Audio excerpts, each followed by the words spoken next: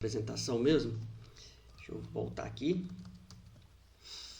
Bom, como nós já informamos, né, nosso treinamento aqui, né, é especificamente para sistemas rurais, né, aplicação para sistemas fotovoltaicos aplicados para o meio rural.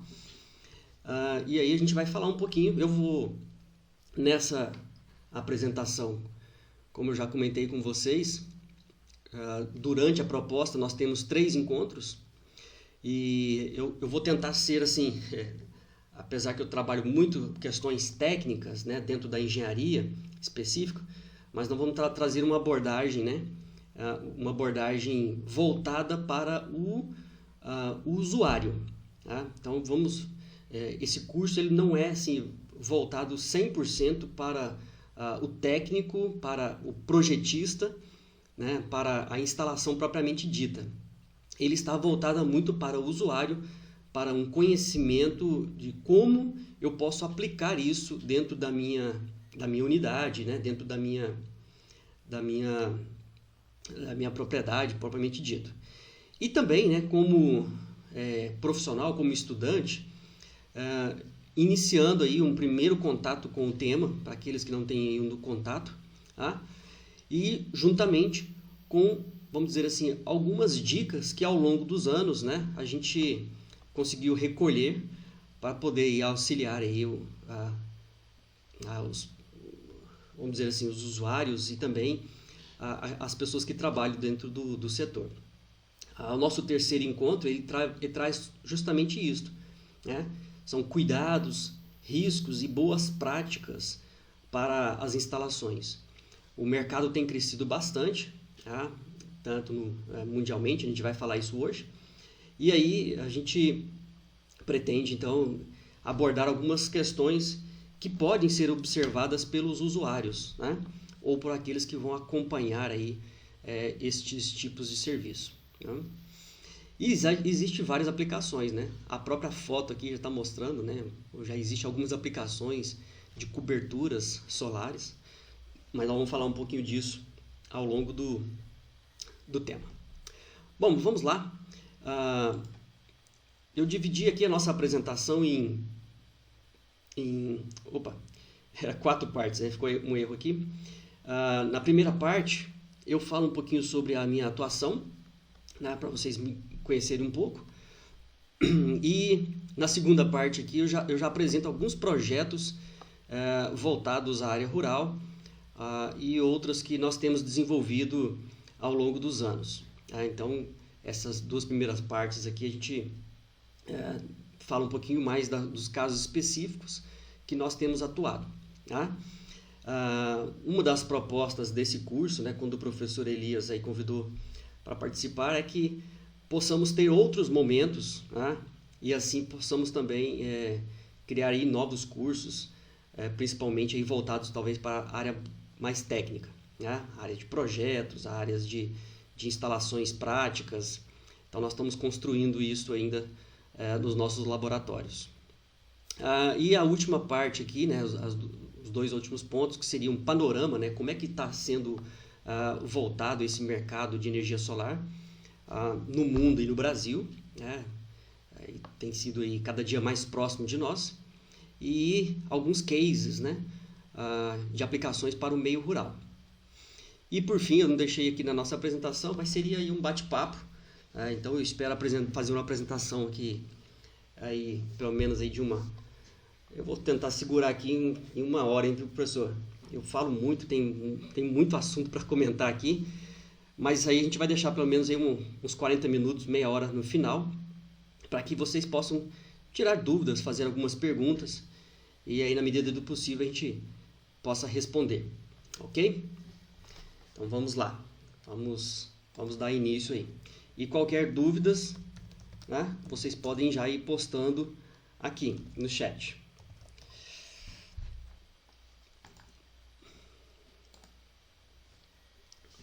Bom, eu já comentei, né, a minha formação é elétrica e eu tive já nos 1900 e bolinha aqui no Senai de Uberlândia, participando do curso técnico em eletrotécnica. E em seguida, aqui também na Universidade Federal de Uberlândia, fazendo o meu curso aqui de Engenharia Elétrica, né? E aí juntamente depois aí com o professor Fernando, que está aqui nos prestigiando também. Logo em seguida, 2001 a 2003, a conclusão aí e o trabalho meu de doutorado, também em Engenharia Elétrica na Universidade de Uberlândia.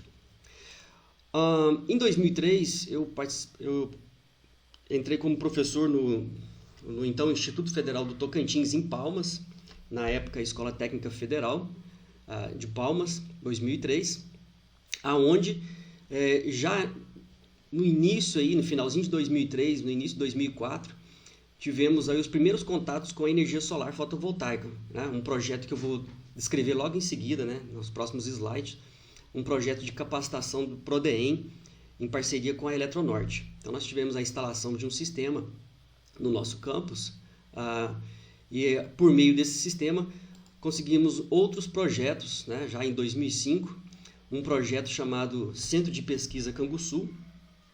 Eu vou comentar esses projetos logo em seguida. Esse projeto ele trabalhou um sistema isolado com armazenamento de energia na forma de hidrogênio e uso de célula combustível. Daqui a pouquinho a gente comenta um pouco sobre esse projeto. Esse projeto de 2005, no Centro de Pesquisa Canguçu, resultou no meu doutorado na Universidade de Brasília, período aí de 2007 a 2010, que logo em seguida eu me transferi aqui para o Instituto Federal de Goiás, na cidade de Itumbiara. Na cidade de Itumbiara também já começamos a participar, né? Nós temos aqui essa primeira foto, depois eu vou comentar sobre isso também. É um projeto de 2013, 14, o primeiro módulo instalado no campus. Eu chamo esse módulo de semente. Depois vocês vão ver aí os resultados. E ainda no Instituto Federal de Goiás, eu tive a oportunidade de participar de um projeto chamado Profissionais para Energias do Futuro. Esse projeto é coordenado pelo MEC e a GIZ. A GIZ é um órgão de fomento alemão, onde trabalha diversos cursos de capacitação. E eu tive a oportunidade de trabalhar, ser capacitado novamente, né? A gente está sempre aprendendo a trabalhar com essa questão das fontes renováveis, especificamente sobre a energia solar fotovoltaica. Foram um curso de 120 horas. Nós estamos trabalhando aqui hoje 2 horas, né? Então, imagina aí 120 horas de curso, de treinamento, específico para a energia solar fotovoltaica, né? Isso mais recente. E aí, em 2018, né, na verdade, finalzinho de 2016, tivemos a oportunidade de participar de um projeto, ainda no Instituto Federal de Goiás, para a instalação de 1 megawatt pico, 1000 kW de potência pico de sistema solar fotovoltaico, juntamente com os colegas aí do Instituto Federal de Goiás, o professor Olívio, que está aqui nos prestigiando. E esse projeto culminou aí também aí em várias outras ações, tá?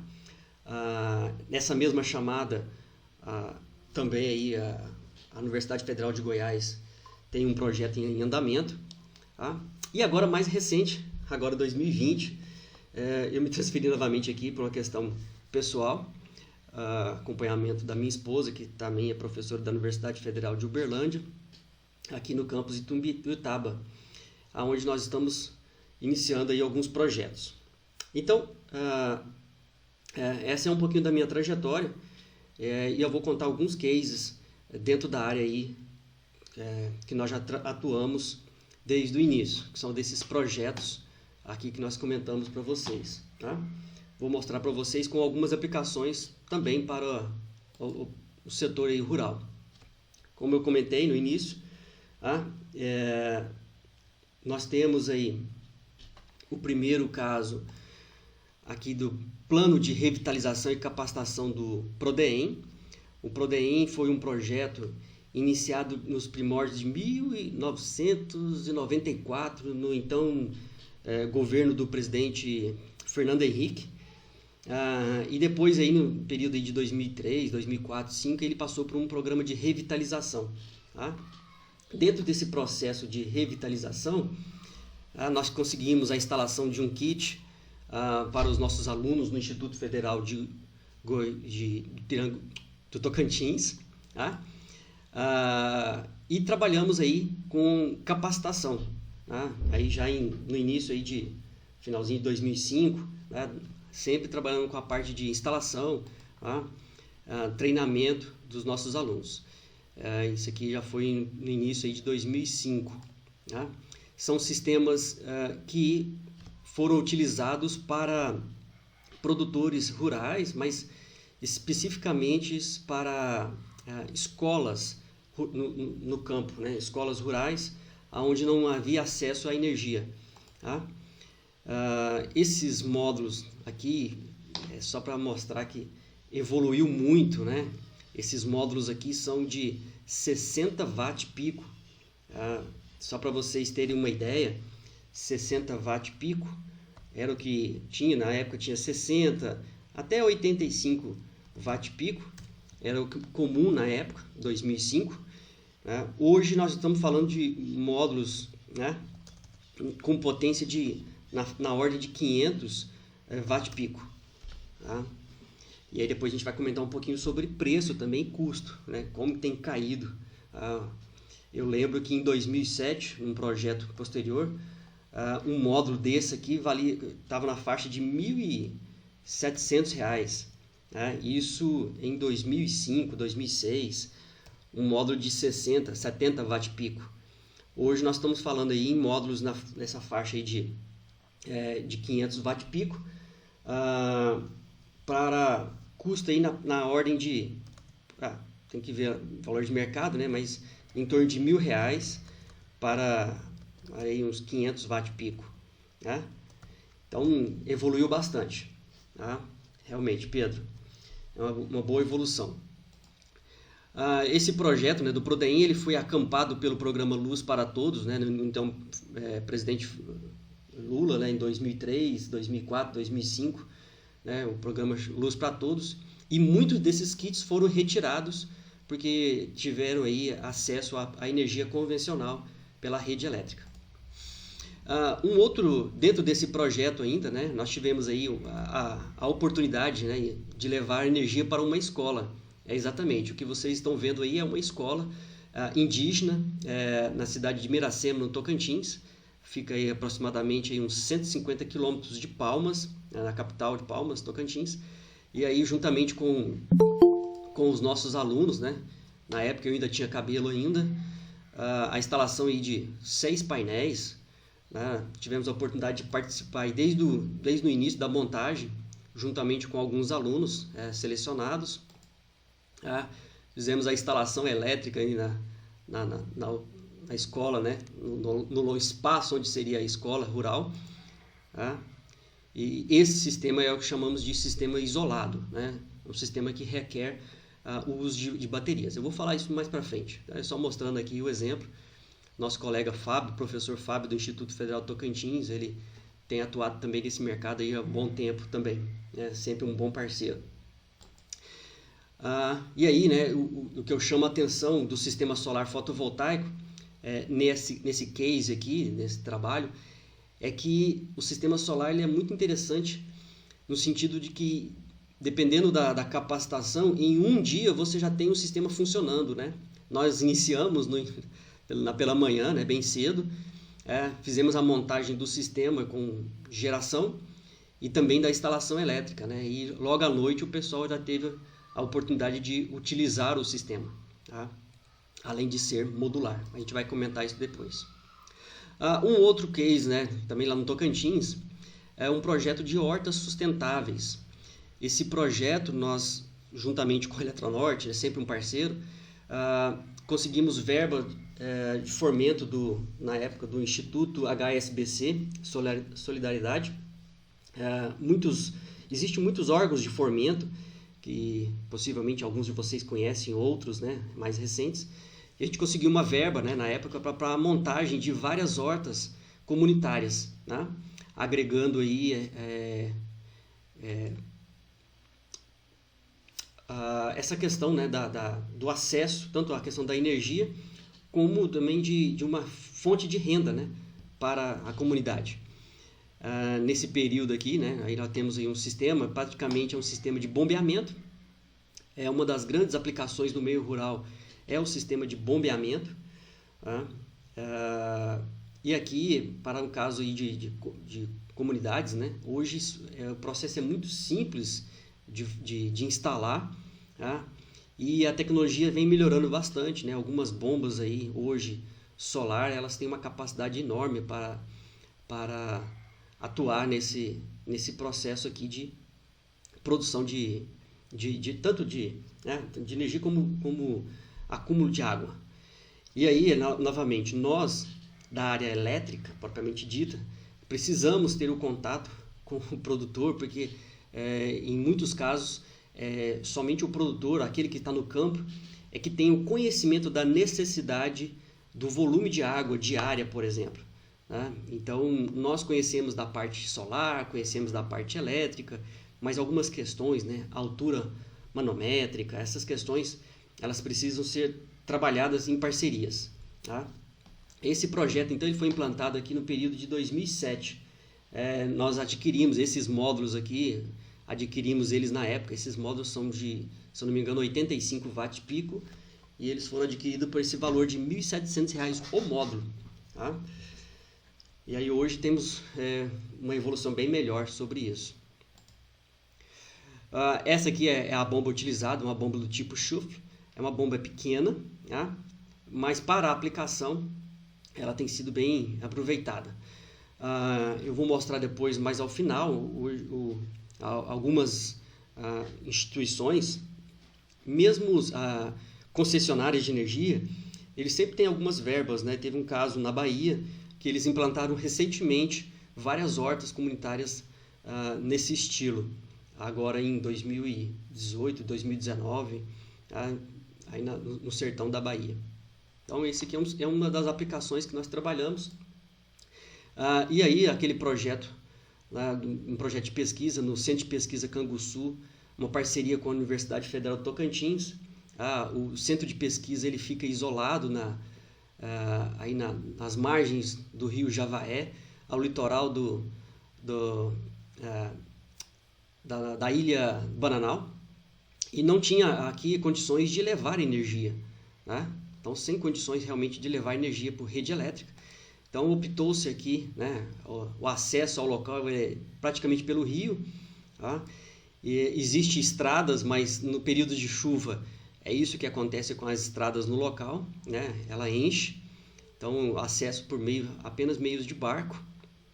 No período de seca, essa aqui foi uma das primeiras visitas ainda em 2005, aonde pretendia-se usar aqui o telhado, né? Fazer uma reforma do telhado para aplicação. No entanto, a gente acabou utilizando painéis aí com uma tecnologia de filmes finos. Esses painéis, conforme está mostrando aqui, né? Painéis dobráveis. E salientando aqui que nós aproveitamos, né? O professor Fábio sempre na foto aqui, né? Colega nosso. Mas assim, aproveitamos muito dos nossos próprios alunos para treinamento e capacitações. Tá? Esses módulos aqui são de alta resistência e o sistema está funcionando lá, né? Desde aí de 2006, praticamente já tem 14 anos o sistema instalado no local. É um sistema razoavelmente grande para a época, né? Em 2006, um sistema de 19 kW pico. Tá? Esse sistema ele tinha um sistema de armazenamento de energia e um sistema de produção de energia por meio de célula combustível. Tá? Então a célula combustível aqui, ela tinha aí um processo, né? Na verdade a gente usava um sistema de eletrólise para a água que era extraída, né, do rio, né, próximo mesmo. Pelo processo de eletrólise a gente conseguia fazer o armazenamento do hidrogênio, e esse hidrogênio aí no período noturno ou no período de baixa irradiância solar usava para a produção de eletricidade por meio de célula combustível.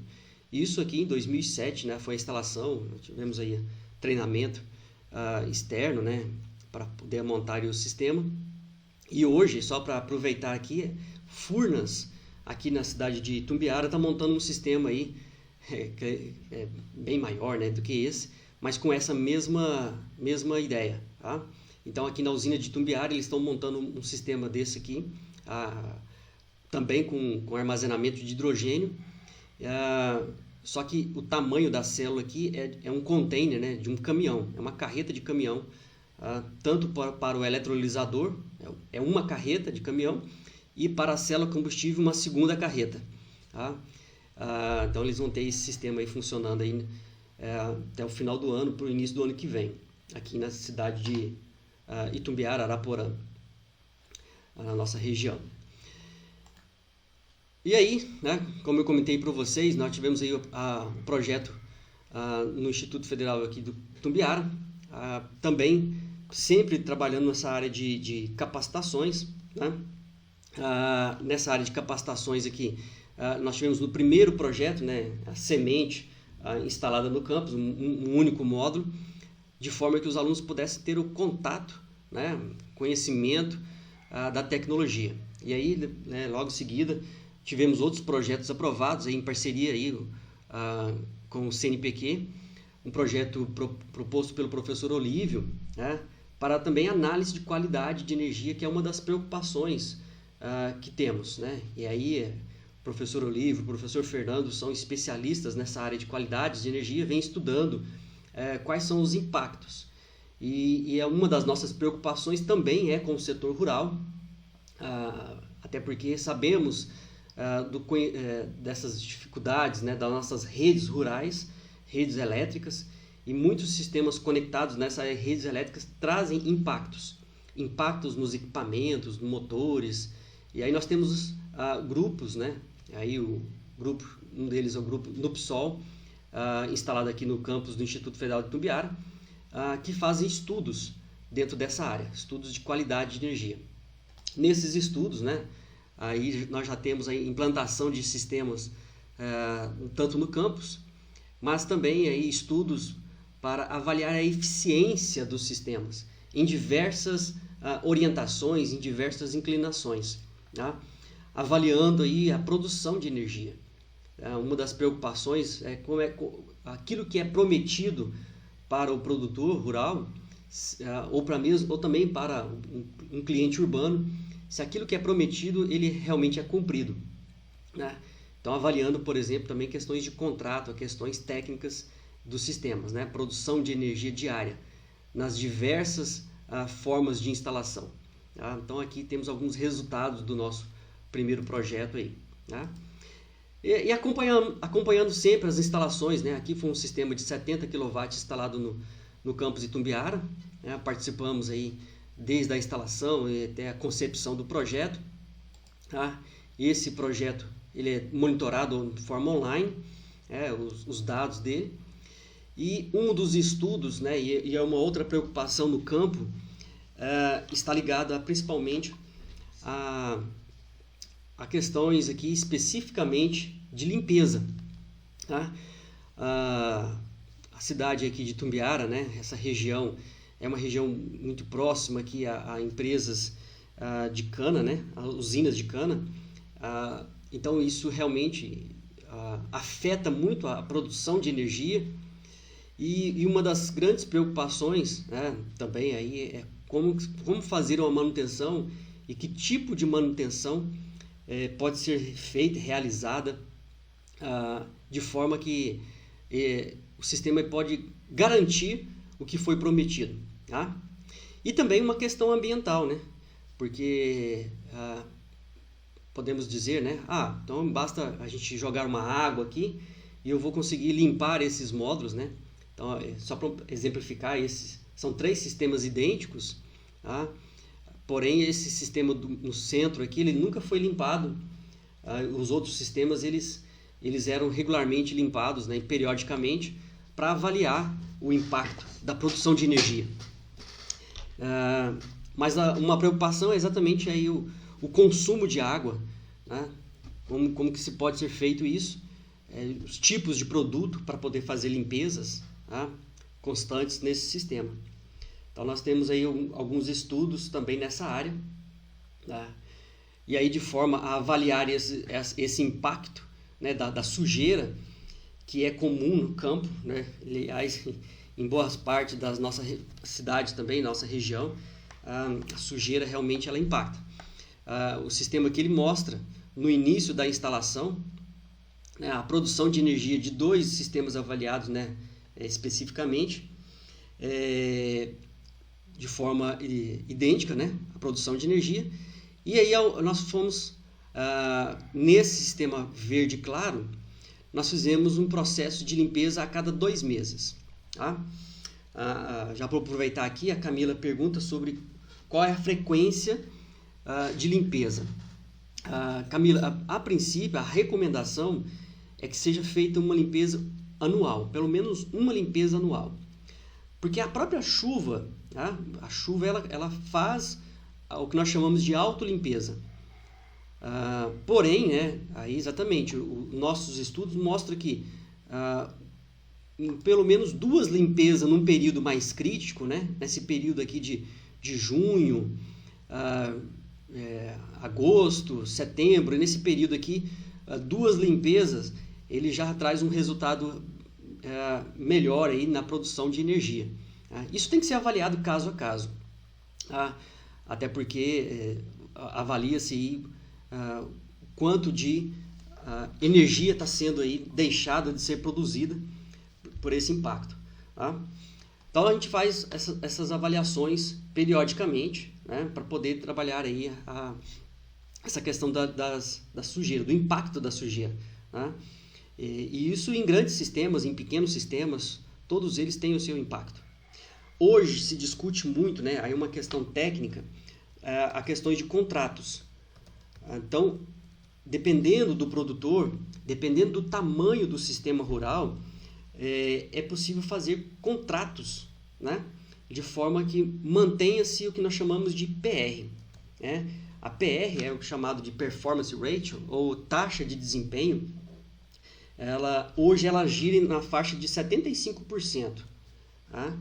Então, pode ser feitos contratos para poder manter esse PR. E dependendo da sujeira, o PR ele cai bastante. Tá? E aí precisa ser feitos estudos um pouquinho mais técnicos para avaliar os cálculos de PR. Tá? A professora Elias me pergunta aqui sobre a questão da ventilação, né? Ou sucção contínua, se pode ser utilizado. Professor, existe estudos sobre isso. Aliás, no projeto aqui, até vou comentar logo em seguida, no projeto do Instituto Federal de Goiás, né? Ele tem várias vertentes do projeto, que ele está ainda em desenvolvimento. A primeira fase é a implantação dos sistemas. Uma segunda fase são estudos de pesquisa, né? Projetos de P&D. Existe um processo de gotejamento de água nos painéis. Tá? O gotejamento de água, uma delas é manter constantemente limpo os módulos, né? Melhorar a limpeza. Mas aí tem questões de que a sujeira ela acaba grudando no vidro, e pode piorar. Mas existe, né, esse processo de gotejamento de água. E o gotejamento de água também ele traz um benefício que é o resfriamento do módulo. Então, no nosso próximo encontro, na próxima semana, nós vamos falar um pouquinho sobre uma questão um pouquinho mais técnica do assunto, né, do tema, mas o sistema solar fotovoltaico ele trabalha muito com os raios solares. Né? A temperatura ela não é boa para o sistema solar fotovoltaico. Né? Nós temos perdas por temperaturas. É claro que a nossa irradiância no Brasil ela é muito boa e isso acaba, vamos dizer assim, acaba melhorando as condições de produção de energia, mas a temperatura prejudica. Então, um sistema de gotejamento, um sistema de resfriamento desses módulos acaba contribuindo, né? Com certeza. Né?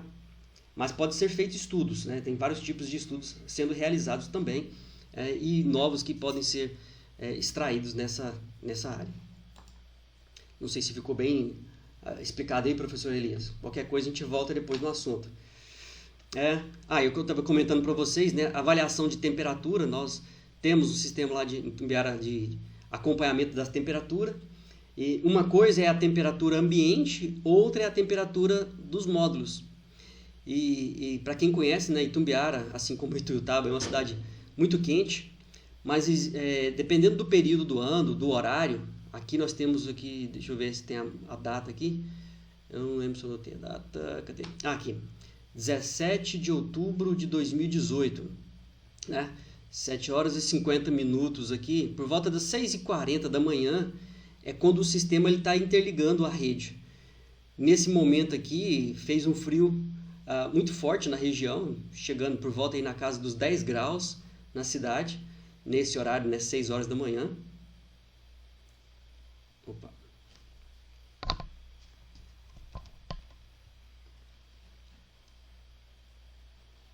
Voltei aqui. Então, fez um frio, né, por volta de 6 horas da manhã, mas a temperatura dos módulos chegou a 4 graus, 4 graus ponto 5.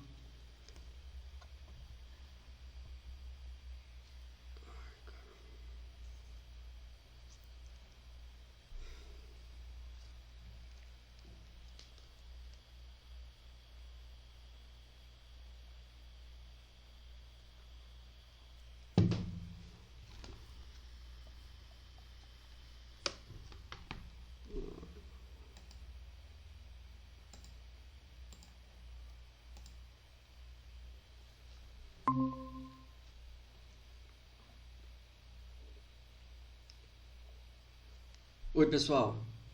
Minha rede caiu aqui. Vocês estão me ouvindo bem aí? Responde aqui para mim no chat. Ok. São coisas aí da nossa internet. Isso acontece. Obrigado.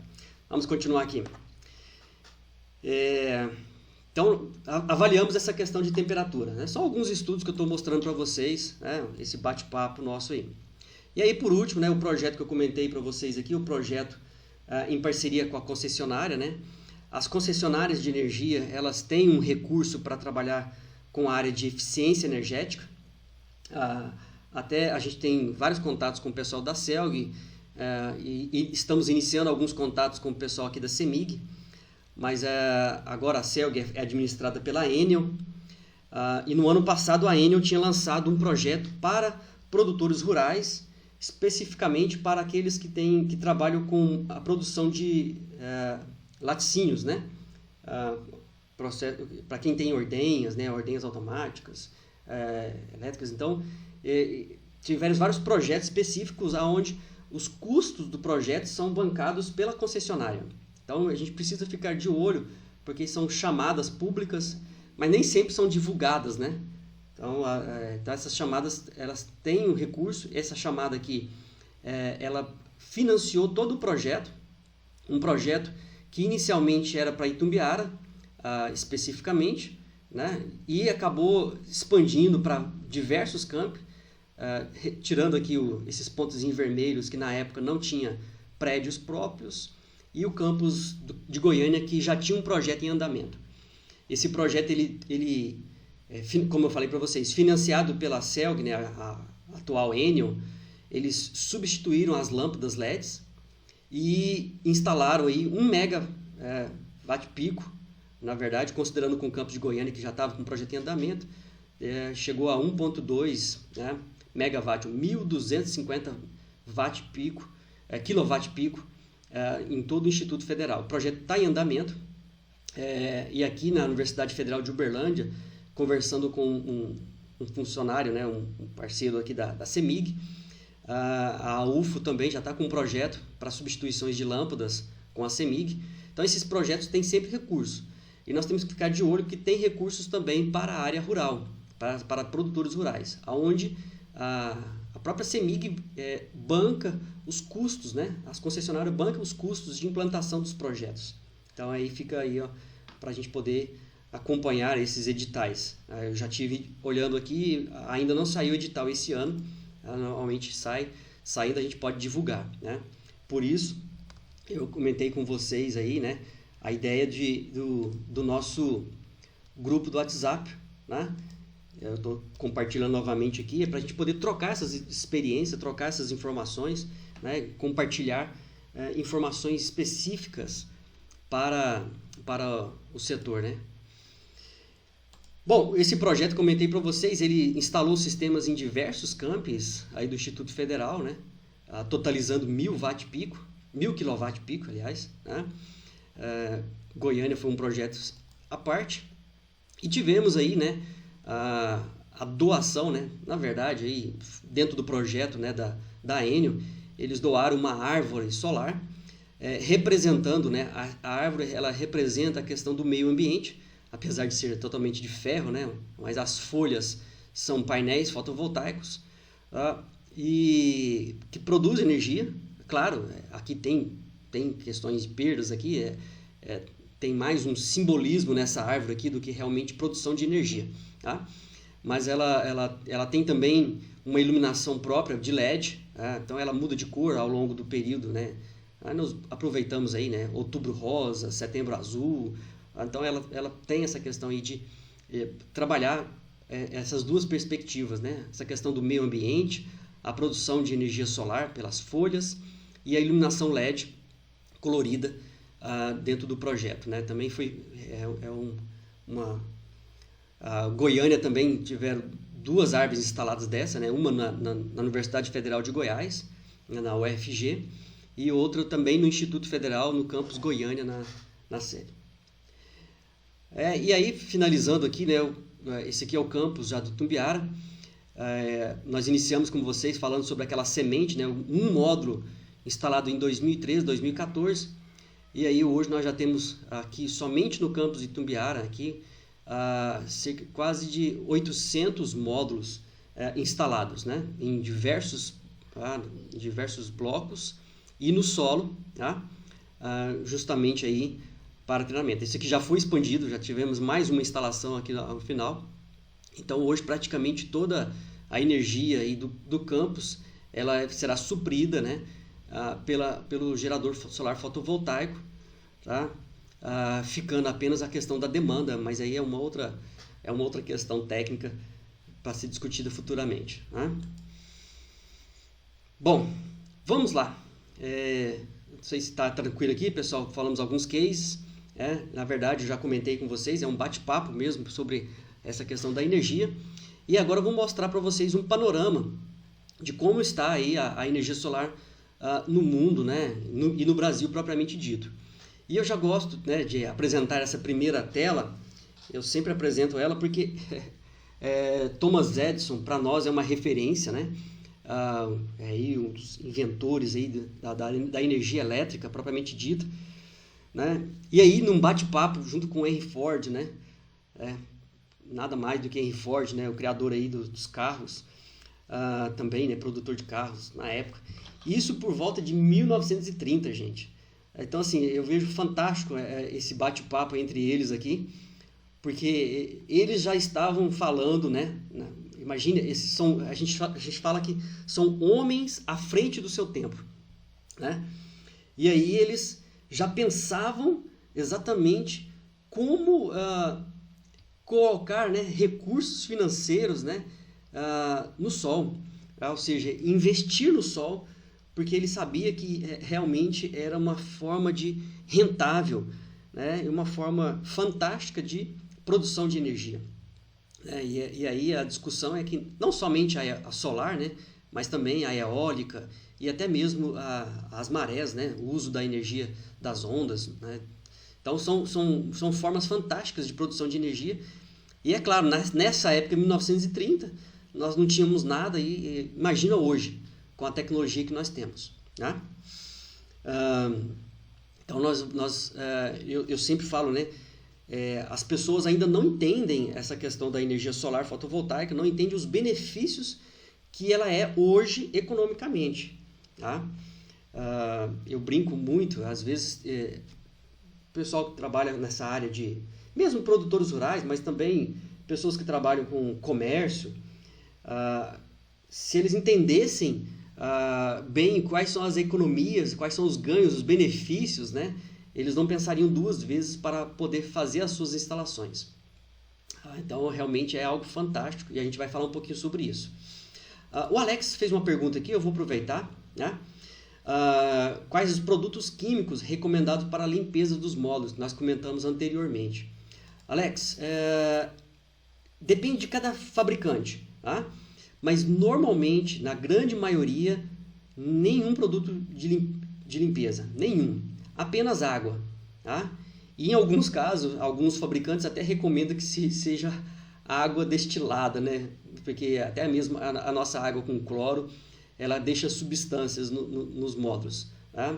Mas normalmente é água e uma escova bem fina, né? Apenas para tirar os resíduos mais fortes, né? Às vezes aí dejetos de pássaros, né? Alguma coisa assim. Mas é basicamente água e água. Tá?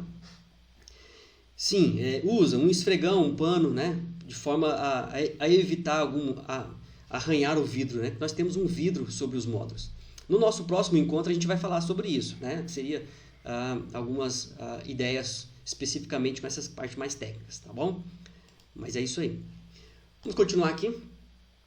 Ok. O recurso, né, das fontes renováveis de energia, nós temos que falar um pouquinho, né? Estima-se que a energia solar que incide sobre a superfície terrestre, ela é da ordem de 10 mil vezes o nosso consumo energético mundial. Tá?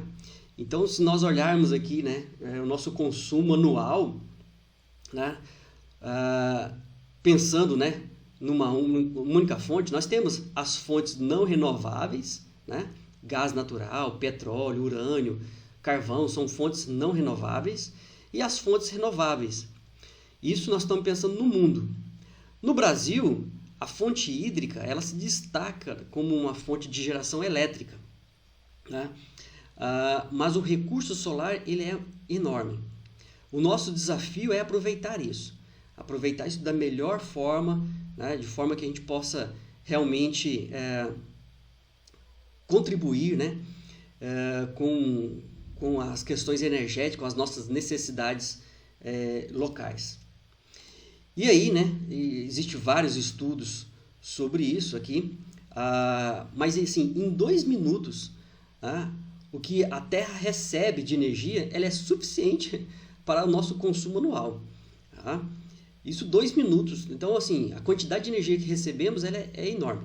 Tá? E aí eu já aproveito, né, porque quando nós falamos aqui de fontes renováveis de energia, a biomassa realmente ela representa uma grande parcela. E aí o produtor rural, ele entende muito bem disso, pessoal, essa questão da fotossíntese, né? Mas a própria fotossíntese, ela é extraída aqui da energia solar. Tá? Então a biomassa, na verdade, para nós, ela é vamos dizer assim, ela vem também da fonte solar. Porque sem a fonte solar nós não temos a biomassa. Assim também como a fonte hídrica, né? Porque a fonte hídrica, pelo processo aí, né? Do ciclo da água, né, que nós estudamos lá no ensino médio, né, o processo de chuva, evaporação, né, forma as nuvens, novamente. Então, a hídrica também, ela advém também do recurso solar. Então, o recurso solar para nós ele é muito importante. Precisamos muito desse recurso solar para nossas vidas. E avançando então um pouco mais, estima-se que até 2050 a população mundial deva alcançar aí em torno de 9 bilhões de habitantes, né? Eu gosto de apresentar, o pessoal, vocês já devem conhecer aí, o que nós chamamos de ordômetro, né? Um medidor de dados mundiais, né? Aqui o ordômetro ele já mostra que a população mundial hoje está na ordem de 7,8 bilhões de habitantes e crescendo, né? Isso desde o nascimento, né? O que nasce hoje, o que morre hoje, ele apresenta os dados, né? Mas depois eu vou compartilhar com vocês esses dados todos aí com vocês. Mas o que nos interessa a saber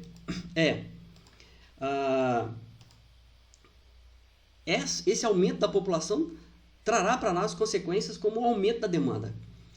Estudos indicam que nós vamos precisar 50% mais de energia para atender essa demanda que vem crescendo. Tá? E se retornarmos aqui no Wordômetro, que ele mostra dados também, são vários dados aqui, mas o que me interessa compartilhar é o de energia. Né? Então ele mostra o que nós usamos de energia por dia, né? Dados diários de energia, e dessa energia, o que nós consumimos hoje, a grande maioria é de fontes não renováveis. Isso no mundo, né? Nós estamos falando de mundo. Nós pegarmos isso aqui, dividir aí 157 por 184, nós vamos ter uma porcentagem de quanto nós temos de energias não renováveis nesse processo nosso. Mas eu gostaria de mostrar logo abaixo, olha aqui, o que nós temos de energia sendo atingido por hoje pela solar. Né? Então, realmente, é muito grande. Tá? E aí, logo abaixo aqui, o professor Fernando aqui já comentando. Beatriz, eu já respondo a sua pergunta logo em seguida. Mas aqui, deixa eu diminuir um pouquinho, abaixo aqui. A questão do petróleo, né, que nós usamos hoje. E existe uma data para acabar. Pelo jeito que nós usamos aí, pelo processo que nós estamos extraindo e consumindo, né, estima-se que por volta de 40 anos o petróleo deve acabar. Você pode falar que é muito tempo, né, mas 40 anos passa rápido. Então, assim, e aí? Acabou o petróleo. Nós precisamos realmente de outras fontes, tá, para trabalhar. Bem lembrado, professor Fernando. A Beatriz fez uma pergunta aqui, né, sobre... tem alguma placa que absorve mais ou menos energia?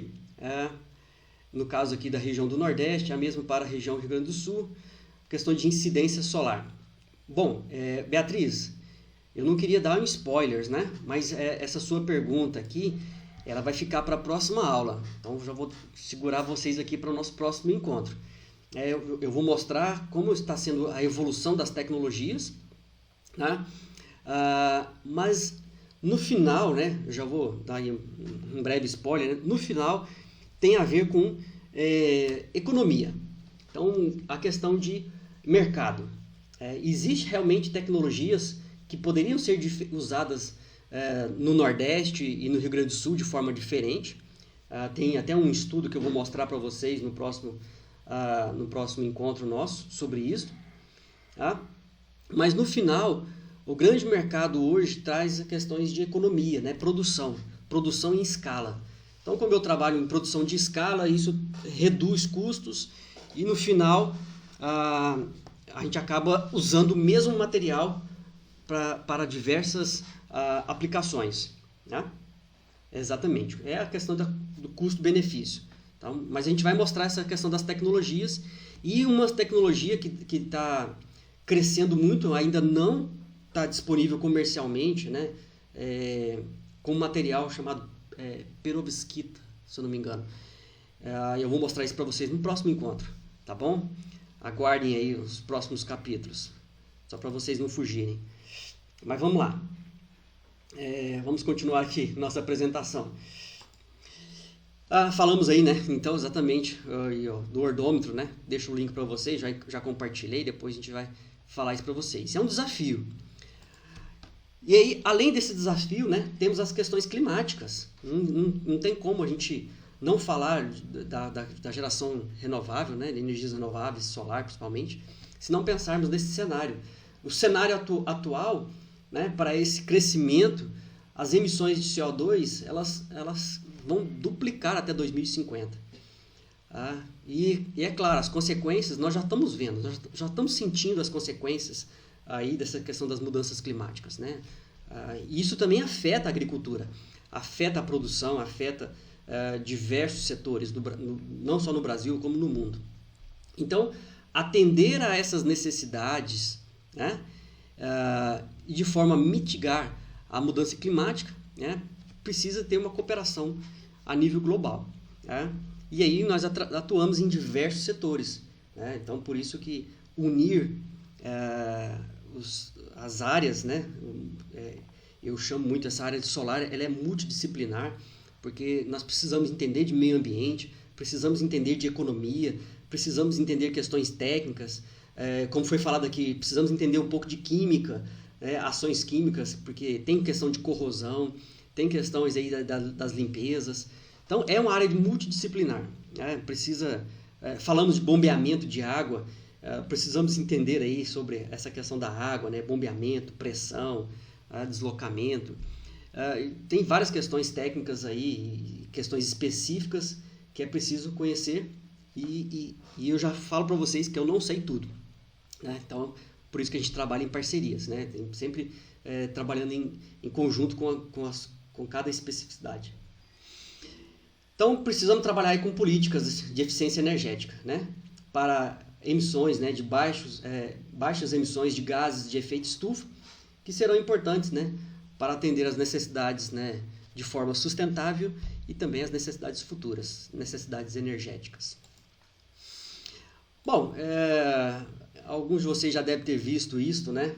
Há algumas controvérsias, mas eu gosto muito desse slide. Eles informam aqui que na China, eu não conheço muito mandarim, depois, se eu estiver errado, vocês podem até me corrigir. Mas crise na China, né? Ela é formada por duas palavras, perigo e oportunidade. Realmente nós estamos aí num desafio muito grande, atender uma população crescente, um problema ambiental, né? Efeito de emissões, e aí surgindo oportunidades, né? Dentro dessas oportunidades, eu já apresento para vocês aqui, né, a minha própria motivação pessoal, até porque quando eu formei, aqui esse gráfico mostra o que nós tínhamos de solar no mundo, né? De instalação de sistemas no mundo. Quando eu formei não tinha nada. Na verdade, mesmo na UFO, se eu não me engano, não tinha um painel na engenharia para a gente poder ver, medir, né? Fazer aí estudos. Se tinha, eu não lembro. O professor Fernando talvez vai me ajudar, mas nessa época aí de 98, 99, eu não lembro. É isso aí, Fernando, não tinha não. Então, assim, é isso que nós formamos, né? E hoje, nós estamos, é isso aqui que nós estamos, né? Deixa eu só voltar aqui à figura anterior. 2013 nós paramos, né? 130 GB. Nós estamos aí 600 gigawatts instalados hoje, né? No mundo. Então, é algo assim, crescente. Em laranja aqui, mais escuro, é o que é adicionado. Só para vocês terem uma ideia de valores, né? De gigawatts, para quem não está acostumado. Aqui, né? A usina de Furnas, em Itumbiara, né? Aí em Itumbiara, ela tem uma capacidade instalada de 2 GB. Então é uma grande usina, a usina de Furnas é enorme, né? Tem uma capacidade de 2 GB. A usina de Itaipu, se eu não estou enganado, a capacidade máxima dela é de 14 GB. Aí tem a questão binacional, né? Mas assim, são valores enormes. E aí nós temos usinas maiores aí no Brasil crescendo também, né? Tucuruí, no Pará, Belo Monte, né? Saindo agora realmente Belo Monte. Mas assim, veja, Itaipu é uma das maiores do mundo, né? Até pouco tempo, né? Perdendo apenas para Três Gargantas na China. A maior usina na China, se eu não me engano também, acho que é de 20 GB, 20 qualquer coisa, gigawatts. Acho que é a maior. Nós estamos falando de hidrelétricas, tá, pessoal? Que é o que a gente conhece assim, de maiores. E nós estamos falando aqui, né, de usinas, nós estamos falando de 115 GB, 600 GB. É fantástico, né? Isso, Fernando, eu já até acho que vou mostrar um gráfico daqui a pouco sobre isso, né? Nossa matriz.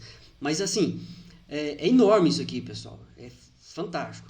E dentro desse processo, nós estamos aqui em 2020, olha só onde nós estamos e olha o que indica os estudos para os próximos anos de crescimento.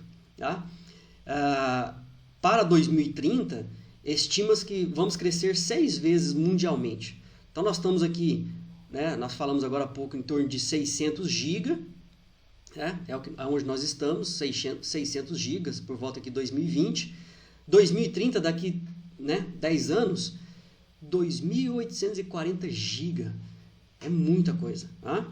E até 2050, uma estimativa crescente aí, né, aí chegando a 8.500 gigawatts instalados. É fantástico isso, é muita coisa.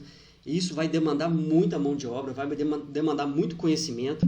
muitos estudos ainda para a oferta desse recurso. Tá? Então, existe uma cadeia produtiva para atender esse mercado. Nós estamos só iniciando. Tá? Estamos só iniciando, é só o começo. Tá? E no Brasil ainda mais. Tá? Nós vamos falar um pouquinho de Brasil. Tá? Até porque Brasil, nós gostamos de comparar, né? Quando falamos de irradiância, comparamos o Brasil com a Alemanha. Tá? Uma comparação injusta, né? Porque nós comparamos o melhor da Alemanha, tá? Contra o pior do Brasil. Estranho isso, né? Como assim, Sérgio? O melhor da Alemanha com o pior do Brasil? Se pegar a irradiância no melhor período do ano na Alemanha, né? Nessa região aqui, no melhor período do ano, porque a irradiância ela muda, né? Verão, inverno, outono, nos períodos do ano ela muda. Mas se pegar a melhor situação da Alemanha, no melhor período da Alemanha, o máximo que eles chegam é de torno de 1.400 kWh por metro quadrado. Esse valor então aqui é dado em kWh por metro quadrado. Isso é o melhor da Alemanha. E o pior do Brasil?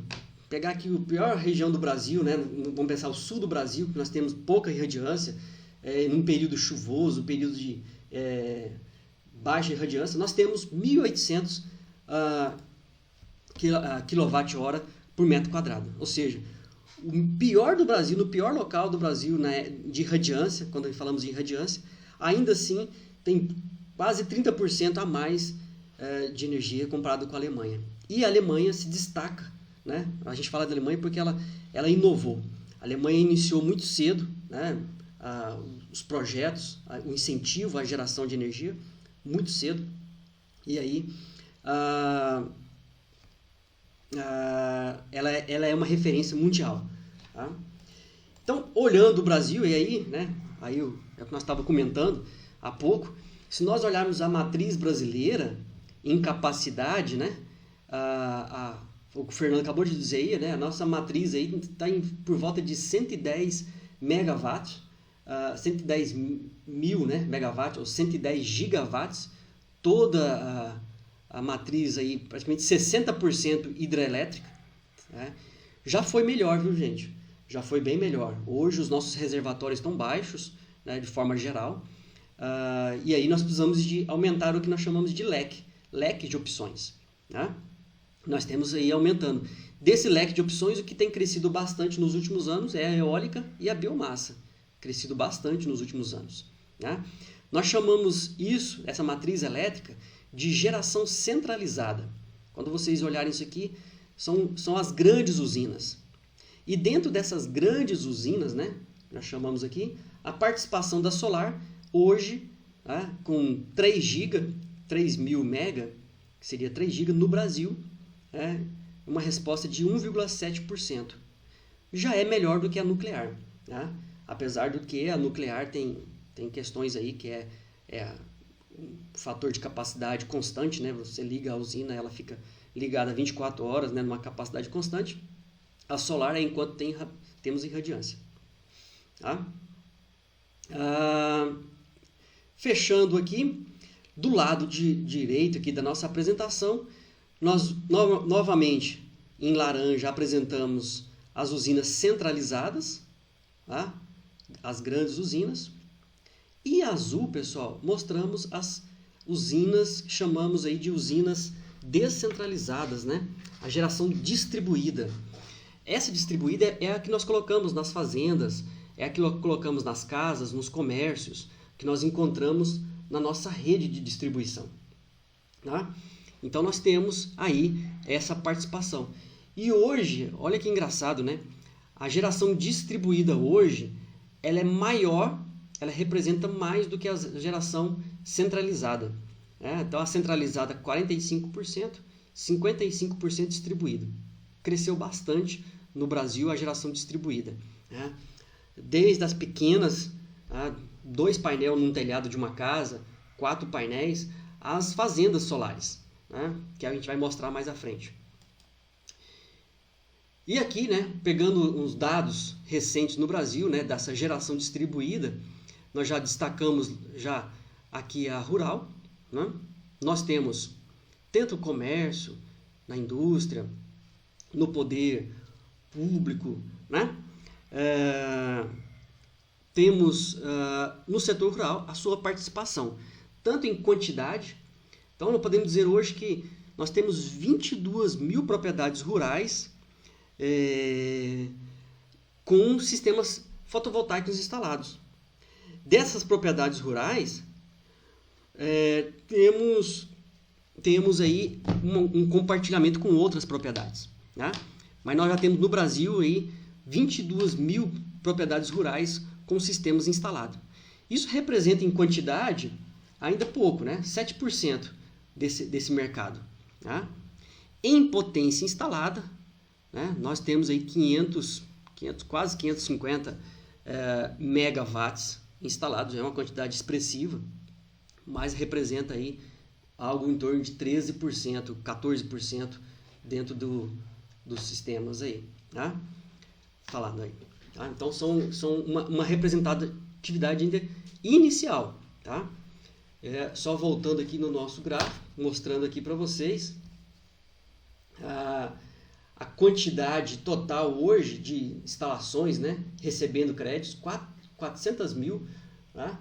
E hoje já estamos chegando, isso aqui foi dados de ontem, né, chegando aqui a 4 GB, né, 3.929, devemos chegar aos 4 GB até o final do ano tranquilamente. Bom, o Breno tem uma pergunta aqui para nós, deixa eu ver aqui.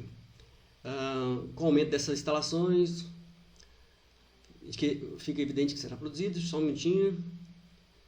Tá. Vida útil, tá? E descarte após a utilização dos materiais. Bom, a estimativa de vida útil desses sistemas, né, é de 25 anos. Tá? O que nós chamamos de vida 25 anos? São as garantias. Nós vamos falar isso depois novamente, né, no nosso próximo encontro. São as garantias. Não quer dizer que daqui 25 anos eu tenho que pegar o meu sistema e jogar fora.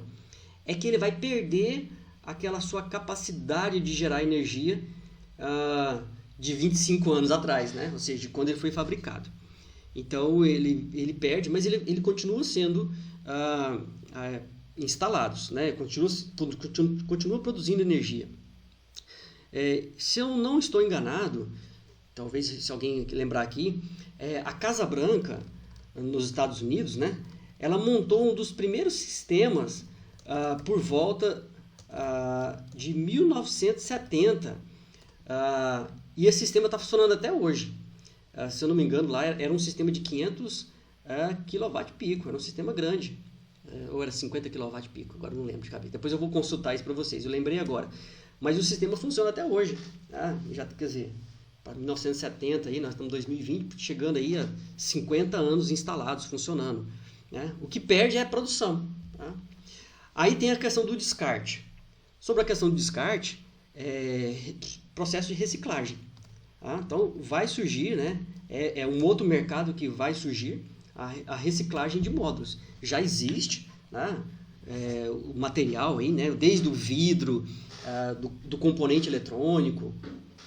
Então, isso vai surgir, já existe, né, tecnologia para isso, para aproveitamento desse material, né? Mas já tem estudos. A gente vai comentar um pouquinho disso também, tinha preparado alguma coisa para os próximos encontros, ok? Mas obrigado aí pela pergunta. Voltando aqui a nossa apresentação aqui. Ops, ok. Tá.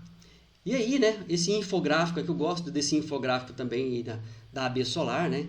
A AB Solar, pessoal, é uma associação brasileira de energia solar e eles trazem muitos dados para a gente, né? Dentro desses dados aqui, eu gostaria de destacar para vocês Minas Gerais, né? Minas Gerais com vários incentivos, ela é pioneiro na geração distribuída, né? Não dizer pioneiro, mas assim, é o que mais incentiva as instalações, tá? Apesar de todas as dificuldades aí encontradas nas concessionárias, mas tem incentivos no estado e é o estado que mais instala sistemas de geração distribuída. E aí, né, o ranking municipal, né, que vocês já estão vendo aí, né, a cidade de Uberlândia, elas se despontam nacionalmente.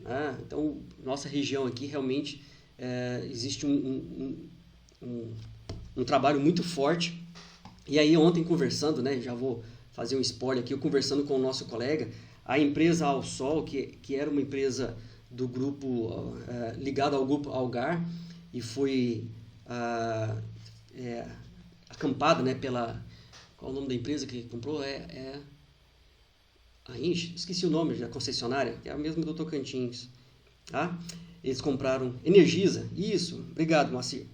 O Júnior que me corrigiu aqui. A Energisa. Então a Energisa comprou, e conversando com ele ontem, né, desses 48 megawatt instalados em Uberlândia, a Alsol corresponde aí praticamente 63%. Então 63% são instalações da Alsol. Tá? E aí realmente é um volume muito grande para uma única empresa. Tá? Nós estamos falando aqui na ordem de 32 mega, né? Só de uma única empresa. Então você pode ver que a Uberlândia se destaca entre várias capitais, né? Praticamente todas as capitais, tá? E realmente tem se despontado aí nesse mercado. Tá? Tomar uma água aqui, pessoal.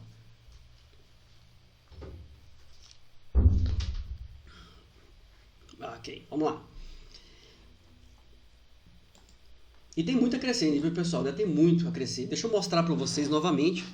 Esse aqui é um dado de um grupo aí chamado Movimento Solar, né, para incentivar aí as energias solar. O que a solar representa no Brasil hoje, quando se pensa em somando todo mundo, né? Isso em 2019, dá um pouquinho atrasado, mas representa praticamente 0,3%, quase nada. Tá? Somando hoje com as outras fontes, isso em produção de energia. Tá? E a solar, ela atua principalmente nesse horário aqui, que a gente chamamos de horário aí, de pico do nosso sistema. Tá? Então ela vem contribuir muito com o nosso sistema elétrico brasileiro, né, com os nossos consumos. Para quem é consumidor comercial, residencial, né, o uso diário, o sol ele vem aproveitar bastante, aí, vem ser, né, bem aproveitado no horário, na nossa curva diária.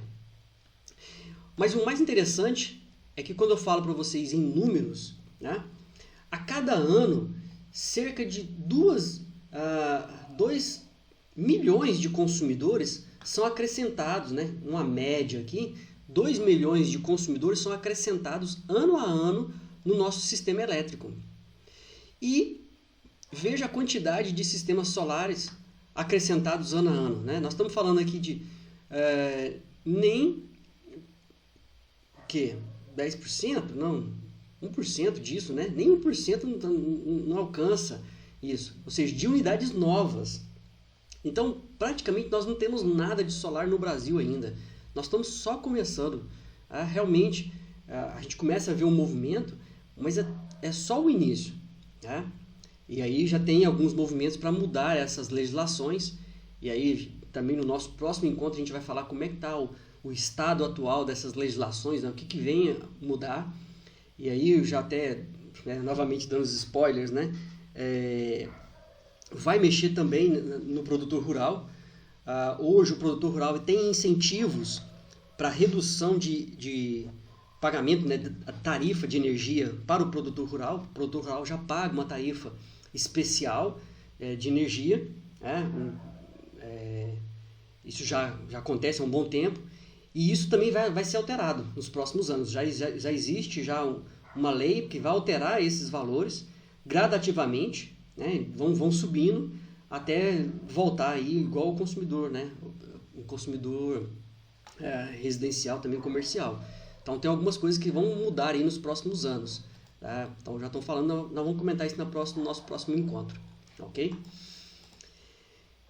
E aqui, né, um estudo da EPE. A EPE é uma empresa de pesquisa energética. Eles, já pensando em algumas alterações, já se fala em estudos como baterias, mas aí é outro assunto. Nós vamos comentar isso depois. Mas há um estudo, né, nós voltando aqui, nós estamos aqui em 2020, tá? Chegando aqui aos nossos 4 GB de sistemas instalados. E aí eles fizeram um estudo que, alterando as regras, né, o sistema vai crescer um pouquinho mais devagar. Continua crescendo, mas um pouco mais devagar. Ou seja, se continuar as regras, nos próximos 10 anos vamos crescer 4 vezes. Né? Ou seja, a quantidade de sistemas, a potência dos sistemas instalados crescerão por volta de 4 vezes, mudando as regras. Se manter as regras atuais, aí chegamos a crescer aí, quase 9 vezes, né, o que nós temos hoje. Quase 10 vezes aí que nós temos hoje, aí, né, brincando aí. Então, há uma discussão para a mudança das regras, ainda não tem nada definido. Né? Com a pandemia, o processo parou, né? Todo o processo parou de discussão, mas existe várias brigas aí nos bastidores. Mas vamos ficar para o nosso próximo encontro. O que eu queria aproveitar é informar que a ANEEL ela erra também nas projeções. Né? Isso aqui é uma projeção da ANEEL, né? Juntamente com a empresa de pesquisa, mas eles erram nas projeções. Tá? Até porque isso é o que eles tinham projetado para 2020. Esse estudo aqui ele é de 2015, é uma apresentação que eu resgatei aqui lá em 2015, né? E eles estimavam que em 2020 nós teríamos por volta de 1 GB. Né? Então, novamente, e depois eles corrigiram para baixo ainda. Eles fizeram a correção para baixo, né? Por volta de 2020, aí nós estaria aqui, tá, por volta de 1000, né? 1 GB. E aí nós estamos aqui, né? Nós estamos aqui em 2020 já com 4.000 megawatts em 2020. E a estimativa deles é que lá para 2024 nós estaríamos com 4.500. Então, para você ver que até mesmo a ANEEL assustou com isso, né? Assustou com esse crescimento veloz. Tá? Como é que está o som, pessoal? Voltou? Melhorou o som aí? Nossa internet mesmo. Melhorou? Obrigado. Então, assim, isso aqui são projeções, né? Então, as projeções podem errar também. Tá? Até porque o mercado está veloz, crescendo cada vez mais. Continuando aqui, né? Falando de preços, nós já comentamos para vocês, né, sobre o preço. Os maiores estudos que nós fazemos de preço é quando olhamos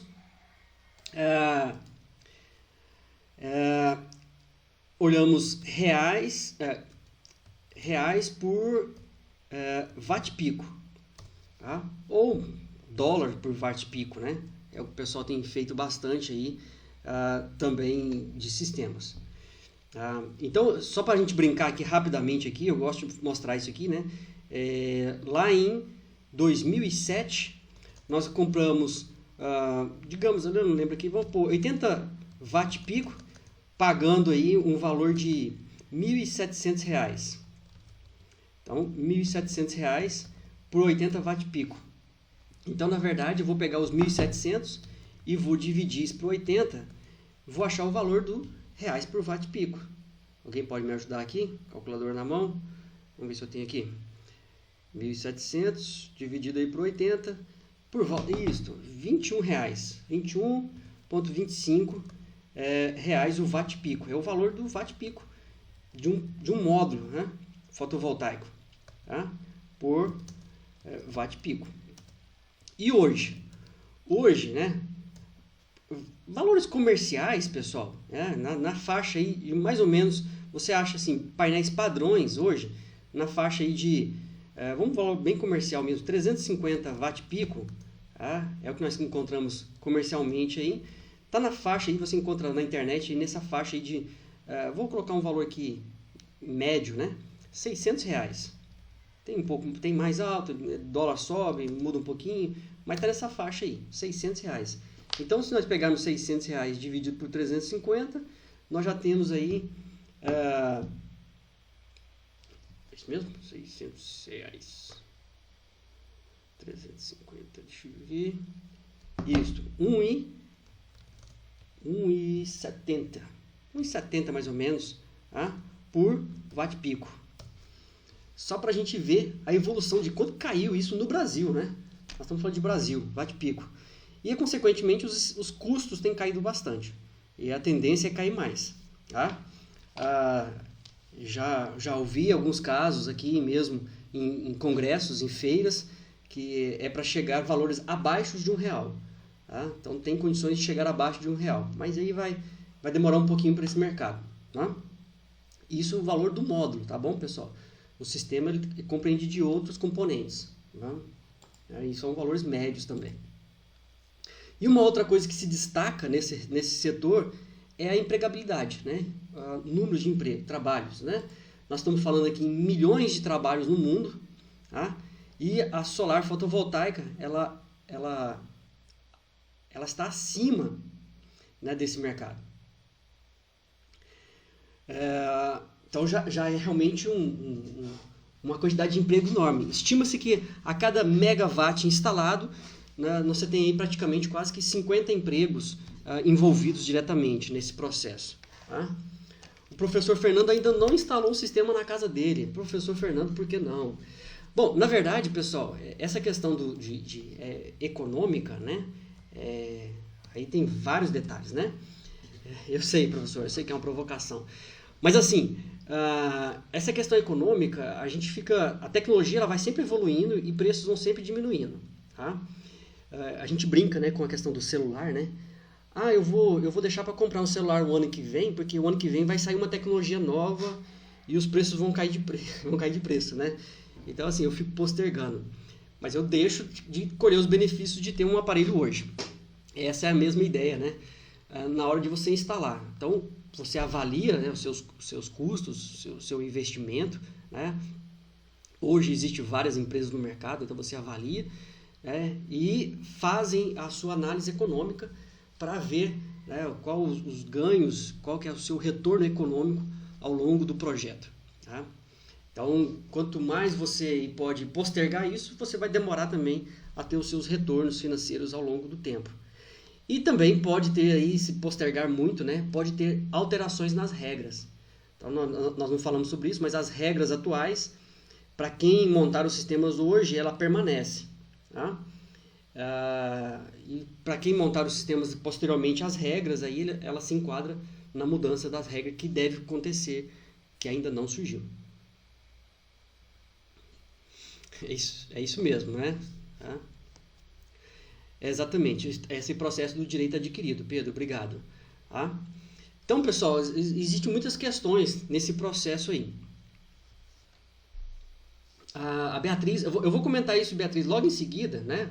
Mas sim, continua pagando a CEMIG uma taxa, né? A gente chama de taxa de disponibilidade, ou seja, o sistema, eu vou entrar nesse assunto, já temos aí meia hora para a gente encerrar, mas senão a gente comenta, mas eu vou entrar nesse assunto também, tá bom? Mas continua pagando uma taxa mínima, né?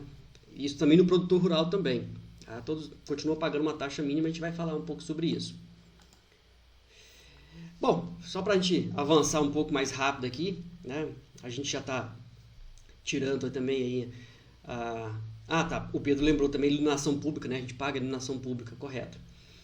Para a gente correr um pouquinho aqui, mas a gente já está fazendo a apresentação e tirando as dúvidas, né? Eu acho que isso é legal. Então fica bem aí dinâmico. Então talvez no final não tenha tantas dúvidas no final, eu espero, porque senão eu não vou dar conta de responder todas. Mas voltando aqui, né, geração de emprego, né, aí são dados aí recentes, aqui realmente o Brasil tem gerado muito emprego, né, eu destaquei algumas matérias, né, tanto da energia solar, das fontes renováveis, tá? A própria resposta aqui da Veja, acho que eu tenho ela aberta aqui, né, o Brasil cresce em competitividade, em emprego, né, e em mira e inclusão, então realmente nós estamos trabalhando para isso, estamos trabalhando para disseminar conhecimento e capacitações, né? Treinamento, esse é um dos nossos objetivos aí principal. Então, você conhecer e ser capacitado. Então, a nossa ideia de projetos e parcerias aí é que possamos criar outros momentos, né? Não somente aqui online, né? Mas momentos presenciais, para que possamos ter aí práticas, né? Tanto práticas de projetos como práticas de instalações de sistemas. E aí a gente espera que a gente consiga fazer isso já num próximo momento. Mas voltando então aí a nossa apresentação, para a gente encerrar, dados da IRENA, né, Agência Internacional, né, o Brasil já é o 8º país no mundo, tá? Entrou aí no top 10 que mais gera empregos na área de energia solar. E olha que nós estamos só começando. mas realmente tem muitas empresas no mercado já, tá? Porém, aí, algumas, né, algumas são aventureiras, algumas já estão no mercado há um bom tempo, e aí precisa de avaliar. Então, no nosso treinamento, eu vou passar algumas dicas para vocês nos nossos próximos encontros. Como que eu posso avaliar todos esses, né? Como que eu posso avaliar uma proposta? Como é que eu posso entender a minha necessidade? Tá bom? E aí, né? Segundo o organismo internacional, o mundo precisará de 37 milhões de profissionais até 2030. É muita gente, né? Só para atuar no setor de energias renováveis. Então, precisa realmente de capacitação, precisa de conhecimento na área. Tá? Vantagens da energia, né? Já falamos algumas coisas, né? Não é poluente, né? Apesar do processo de construção existir a poluição, construção dos módulos, né? Construção dos inversores nas indústrias, tá? Mas há um processo de payback, de retorno ambiental aí por volta de um ano. Uma fonte inesgotável, travou aqui, pode ser localizado junto ao consumidor, isso melhora os ganhos, né? Então, na própria propriedade. A matéria-prima é o silício, abundante na terra, né? Matéria-prima. De fácil instalação e rápida, né? Nós mostramos no início, né? Dependendo da instalação, em um dia você tem isso pronto, funcionando, ou no máximo uma semana, dependendo do tamanho. Tá? Não consome combustível, né? O sol, praticamente dito. E aí, baixa manutenção, né? A manutenção praticamente de sistemas fixos são a limpeza, né? Que nós já comentamos. Existem sistemas móveis, existe rastreadores solar, tá bom? Mas a experiência mostra que esses rastreadores, se for para sistemas menores, eles trazem uma manutenção regular, por existir partes móveis. Claro que o sistema tem desvantagens, né? Nós temos que falar também. A principal delas são os custos de implantação, apesar de ter reduzido bastante os custos, né, tem melhorado bastante, mas ainda é caro, comparado aí a outras fontes de energia. No entanto, né, voltado para o produtor rural, tem várias linhas de crédito específicas de financiamento. Hoje no Brasil, né, nós temos aí o BNDES, porém o BNDES ela exige o que nós chamamos de produtos nacionais. E nós não temos produtos nacionais 100%. Então, existe uma porcentagem que tem que ser nacional, né, dos equipamentos, e isso acaba encarecendo um pouco o sistema. Mas ainda assim tem as suas vantagens. Tá? Mas tem que ter uma parcela de produtos nacional. Ou fabricado no Brasil, né? Montados no Brasil. Existem algumas empresas montando no Brasil. A maior parte é importação, né? Já existe alguma coisa no Brasil, mas a maior parte é importação. Até porque nós temos uma questão de comércio e o produto chinês, né? A China realmente tem invadido o mercado. Hoje, praticamente quase todos os modelos de fabricantes de módulos são chineses, né? De boa qualidade. Então, realmente tem essa questão da importação. Que mais? A falta de mão de obra qualificada, né? Então, a mão de obra qualificada realmente ela precisa melhorar muito no mercado. O conhecimento não é... nós, da área elétrica especificamente, né? Uma das preocupações nossa nas instalações elétricas já existiam grandes gambiarras e hoje muita gente transfere as gambiarras antigas para as gambiarras novas, né? Para fotovoltaica. Então, é um sistema de geração, precisa de conhecimento. Tá? Então, a gente está sempre trabalhando nessa parte de capacitações para isso. Tá? Produção de energia limpa e intermitente, né? Na verdade, o que significa intermitente, né? Ou seja, entrou uma nuvem, o sistema deixa de produzir o máximo de energia, choveu, vai ter problemas de produção de energia, período noturno não tem energia, tá? Então realmente tem problemas de intermitência, tá? Ela não é constante. Por isso que nós vamos ver outras questões técnicas envolvidas nesse processo aí. Tá? E para sistemas isolados requer armazenamento, né, de energia, elevando aí os custos. Tá? Então, sistemas isolados vão exigir armazenamento desses custos aí do sistema. Bom, era essa terceira parte aqui. né? E aí agora vamos falar da aplicação rural. Eu falei demais, professor Elias. Nosso tempo está estourando, tá? Eu vou falar um pouquinho mais rápido aqui no final, tá? E aí a gente vai gastar um tempo no próximo encontro. Eu retorno um pouco o assunto, tá bom? Eu vou falar um pouquinho mais rápido agora. Vamos lá então para aplicações. Antes de falar de aplicações, né? Só para mostrar para vocês que a área da energia solar ela se divide em 3 grandes áreas, né? Desde a área de arquitetura, né? Você trabalha a iluminação natural para poder aproveitar a energia do sol no ambiente. A área térmica é a que nós mais conhecemos, aquecimento de água, né? Então, isso aqui são chamadas placas coletoras, né, de água, para aquecer a água. A secagem de alimentos, né? Então, processo de secador, trocador de calores, né?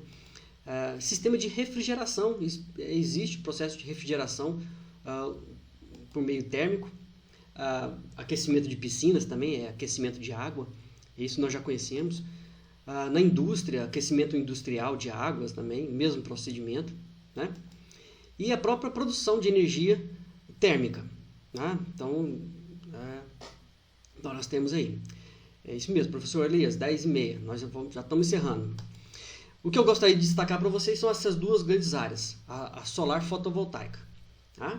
A fotovoltaica ela se divide em 2 grandes áreas, nós chamamos de autônomo, sistemas que não dependem da rede da CEMIG ou rede da concessionária. Tá? Basicamente são módulos, um sistema de gerenciamento da energia. Eu preciso de baterias e preciso de inversor para conectar com o meu sistema. Então aqui é um desenho bem simples. Tá? E os sistemas conectados com a rede. E aí, pessoal, eu só queria, para falar desses 2 tópicos aqui, eu gostaria de mostrar um dado do site da IRENA. Deixa eu ver se eu vou conseguir abrir aqui. Se a minha internet está rapidinho aqui. IRENA Solar. Tá? No site da IRENA, ela mostra essa informação. Para mim ela é interessante, só para vocês terem uma ideia. Quando a gente fala de sistemas isolados e sistemas conectados com a rede, né? No inglês, né? Exatamente, Pedro, on-grid e off-grid. Tá? O on-grid conectado, off-grid isolado. Nessa parte laranja bem escura aqui, ó, é o que nós temos sistemas aí, né? Térmicos, né? Praticamente sistemas aí, de geração térmica no mundo. E a parte fotovoltaica, ela está aqui na parte mais clara. Na parte fotovoltaica conectada com a rede, que é o que chamamos de on-grid, hoje isso representa cerca aí de mais de 95% no mundo. Tá? Sistemas conectados. Então, os sistemas conectados, até mesmo por não ter bateria, né? Não tem bateria nesse processo aqui, né? Não tem hoje. Até porque mais para frente a gente comenta sobre isso, que são sistemas híbridos. Tá? Mas isso reduz os custos. Tá? Então, você ter a rede pública nesse sistema, você reduz a bateria, a rede é a nossa bateria. Tá? Então, é um processo mais técnico aqui, não vamos entrar nesse assunto hoje. E quais são as aplicações? Tá? Desde dessalinizadores, né? Dessalinizador, muito utilizado aí no Nordeste, sistemas de bombeamento rural cresce bastante, o sistema de bombeamento rural, sistema de carregadores de celular, né? Já existe bastante tempo aí, um pouquinho disso aqui, até mesmo aparelhos eletrodomésticos, né? Como refrigeração, já tem isso com aplicação de sistemas aí isolados. Então nós chamamos de sistemas isolados ou sistemas autônomos, né? Que podem ser híbridos ou não, né? Com ou sem armazenamento elétrico. Então existe vários modelos aí. E só lembrando, pessoal, essas apresentações eu vou compartilhar com vocês depois na pasta, tá bom? Só no final. Então, um sistema híbrido, eu posso ter um aerogerador, por exemplo, junto com o solar, ou um grupo gerador diesel. Então, algumas propriedades rurais, por exemplo, onde tem trabalho com aves, suinocultura, Então eles têm geradores diesel, geradores a combustão também, né, geradores térmicos a combustão, como os de gás, né, usando gás betano também para produção de energia, e solar junto, combinando, tudo num sistema só. Tá? Há também os sistemas que são chamados sistemas puros, que precisam de armazenamento de baterias, tá? Principalmente para o período noturno, período chuvoso. Tá? Mas o que mais cresce dentro do setor ali, né, são, até pouco tempo atrás, os sistemas de bombeamento. Tá? Então, o sistema de bombeamento no setor rural é o que mais cresce até pouco tempo atrás. E existem várias tecnologias, né, hoje de bombeamento. Essas bombas aqui, né, existem várias outras no mercado, mas essas bombas da Analger, elas são muito boas, né? Ela tem um driver para poder gerenciar aí a máxima potência dos módulos. Então tem um custo-benefício muito bom. E existem outros modelos no mercado aí também, né? Eu até coloquei algumas aqui, né? A própria WEG tem construído algumas coisas também em parceria com outras empresas. Aqui a Aldo Solar, vocês vão ver depois o site deles, eu posso compartilhar com vocês.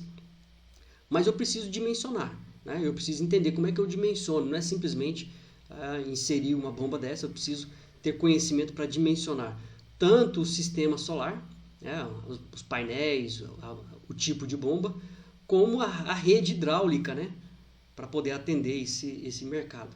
Né?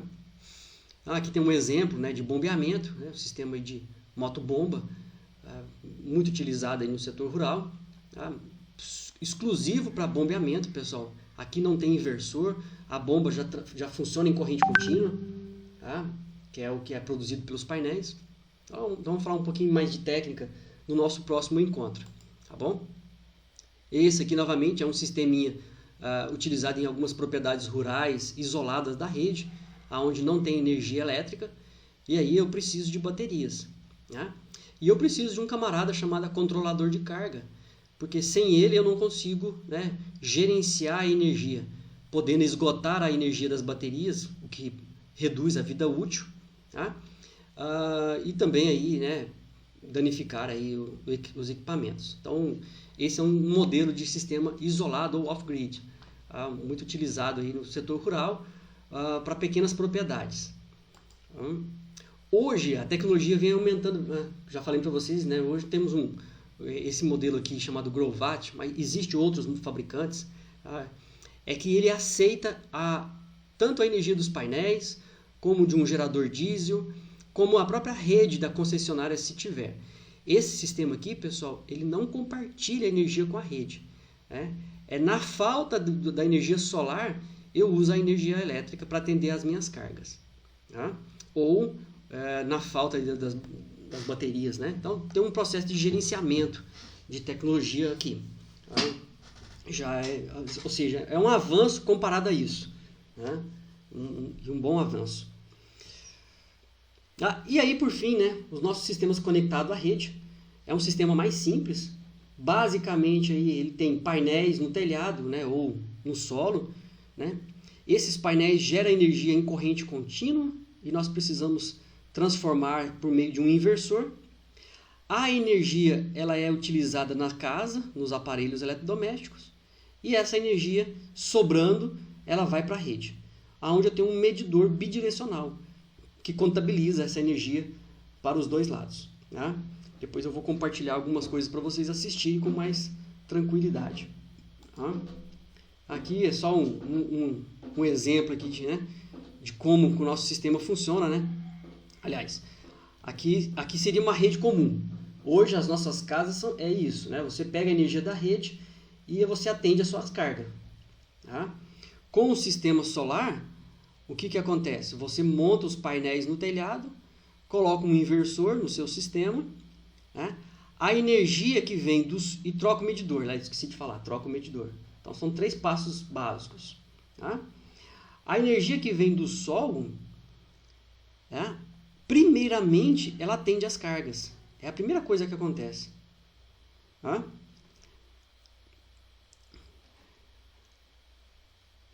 O professor Fernando aqui fazendo um spoiler aqui dessas limpezas. Não, essa minha foto aqui é um rascunho, viu, Fernando? Brinca comigo não. Mas vamos lá. Então, primeiro a energia ela é consumida nas minhas cargas e sobrando energia vai para a rede. Né? O excedente vai para a rede e esse medidor vai medir isso aí. É só se sobrar energia. Né? E se tiver no período noturno? Tinha um verdinho aqui. No período noturno de baixa radiância, às vezes a minha carga não supre tudo isso. Eu tenho um vídeo aqui, acho que dá para mostrar alguma coisa explicando isso aqui. O vídeo mostra exatamente isso. O que o meu painel gera de energia, né? Por exemplo, num certo instante, o painel gerando energia aqui para mim, e aí eu preciso dessa energia para atender a minha carga. Só que a minha carga precisa de mais energia do que o meu painel fornece. Então eu pego da rede. Esse é o processo. O meu painel forneceu aqui 900, a minha carga precisa de 1.400, então eu vou pegar aqui uns 500 aqui da rede.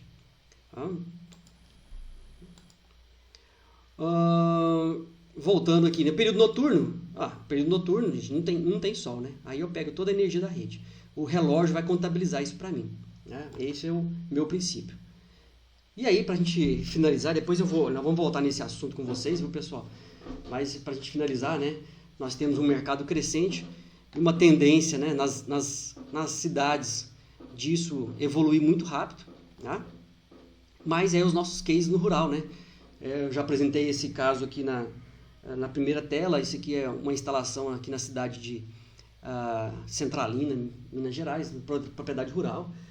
Existem várias outras, pessoal, porque eu não consegui várias fotos aqui, mas tem vários casos aí de utilizando sistemas rurais, né? Propriedades rurais propriamente ditas.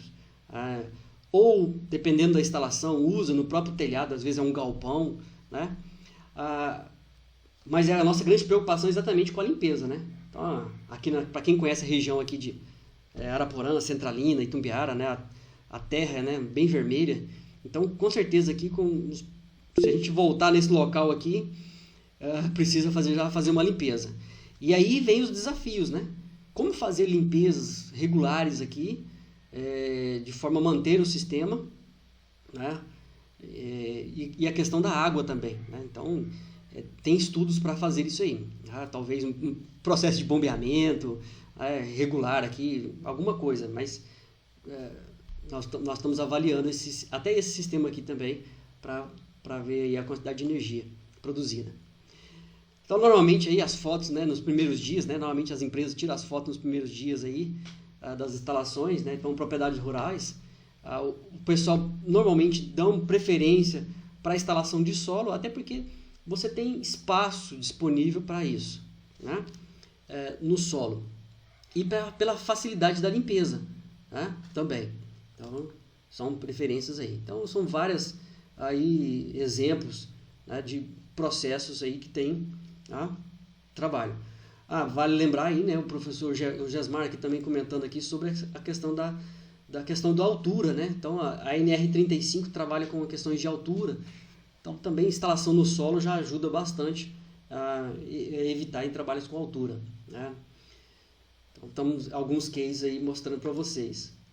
Propriedades rurais, né, ou às vezes é um rancho, às vezes aí realmente atendendo a residência aí. E esses sistemas são conectados com a rede, viu, pessoal? E aí, claro, né, hoje algumas propriedades rurais vêm aumentando esse volume, né? Até porque existe a questão de pivô. Tá, mas o sistema toca um pivô, professor? Não é isso. Ele vai continuar usando a rede da concessionária, mas ele vai gerar energia de forma a abater aquela energia no final do mês. Então, aquela energia que você ia pagar, você vai ser compensada pela energia que o sistema pode produzir, né? Aqui já alguém mandou para mim uma foto. Eles tinham acabado de fazer a instalação aqui, já estava pronta, né? Já estava limpando os módulos. Olha só a diferença dos módulos limpos e dos módulos sujos, né?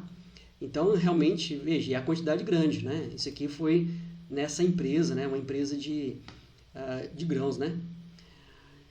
Esse poste aqui, sim, esse poste aqui também não ajuda muito, não. Mas Aí eu não acompanhei essa instalação, então dá para ver alguns estudos, né, de sombreamento aqui, né? A sombra também é um problema, né? Às vezes uma árvore que cresce, né, dentro do local. Essa altura do solo aqui também, né? Essa altura aqui também pode prejudicar. A gente vai falar isso também no próximo encontro, tá bom, pessoal? Dependendo dessa altura do chão aqui, né? Que pode crescer vegetação aqui e tampar os módulos, tá? Depende do projeto, Mauro, 100% sim, da energia, né? Dependendo do projeto, dependendo da concepção, em algumas instalações como essa aqui, você tem o que nós chamamos de demanda. Aí é um outro processo, a demanda é o fornecimento da capacidade de potência instalada, né, dentro do contrato, e eu tenho que pagar essa demanda. Mas a energia sim, né? E aí tem outros, dependendo do projeto, tem demanda em hora sazonal, né? Grupo A, grupo B, mas aí é uma questão um pouquinho mais técnica, a gente pode comentar mais para frente também sobre isso aí, tá? Aqui um exemplo, os cases que eu falei para vocês sobre a agricultura familiar, né? Então, assentamentos rurais, o pessoal usa para poder, com painel solar. Esse aqui é um case, né, da Engie, na Bahia, né? Então, utiliza aí depois para o gotejamento, né? Então, sistemas aí que você pode aproveitar os painéis solares e a bomba ali, trazendo reservatório de água. E aí, agora que já são uma usina mesmo, né? Essa aqui é a usina de 2 mega. Isso já está, né? Um processo de mandalas. Já tem esses projetos aí no processo. Né? Aqui uma fazenda solar mesmo, né? Já é um projeto grande. Esse aqui é recente, essa foto aqui. Ele é uma usina, se não me engano, de 2,5 megawatt. 2.500 kW pico, se eu não me engano. Tá? E aí o pessoal aproveita o espaço rural. Interessante, em alguns casos aqui, o pessoal às vezes joga uma brita, né, para evitar essa poeira ficar sujando. Tem os espaçamentos entre os módulos, então tem que avaliar, né, os espaços físicos e tudo mais. Tá? Bom, pessoal, aí acho que eu consegui, falei demais, tinha muita coisa para falar ainda, mas aí para o nosso primeiro encontro, esse era o nosso objetivo, né, bater um papo com vocês, né, sobre os nossos sistemas rurais aí. Como eu falei para vocês desde o início, nós temos aí um canal de comunicação, né? Então nós vamos aproveitar bem aí os nossos canais de comunicação para poder bater um papo ao longo da semana.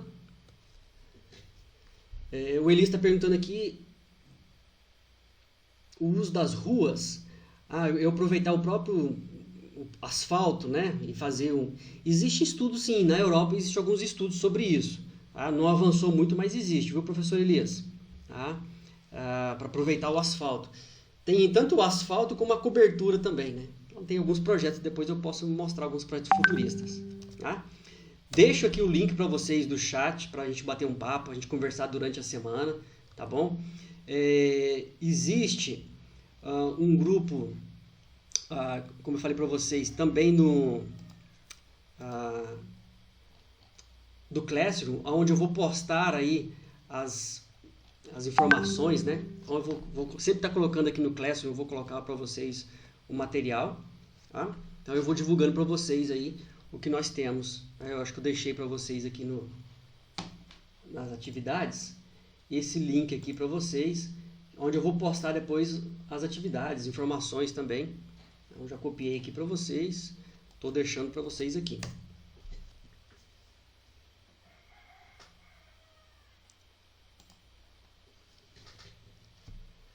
Obrigado, pessoal. A ideia nos grupos do WhatsApp é realmente a gente poder compartilhar, já que nós estamos de forma remota, né? Se a gente tivesse presencialmente, a gente estaria batendo um papo mais tranquilo. O professor Elias ia bancar para nós um coffee break, né? Mas hoje é só água mesmo.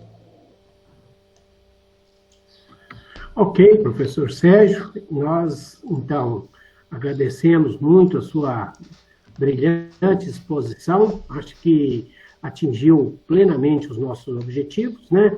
E, logicamente, os 2 próximos encontros, eles vão ser mais voltados, né, para a aplicação prática e, vamos assim dizer, a criação do entusiasmo, né, para que a gente venha realmente trabalhar com essa tecnologia, né, que eu acho que ela é muito importante para o país. E eu gostaria de agradecer a todos os participantes, né, e convidá-los para que permaneçam, né, conosco, então, nos 2 próximos finais de semana, nos seguintes. Muito obrigado, professor Sérgio, estamos à disposição.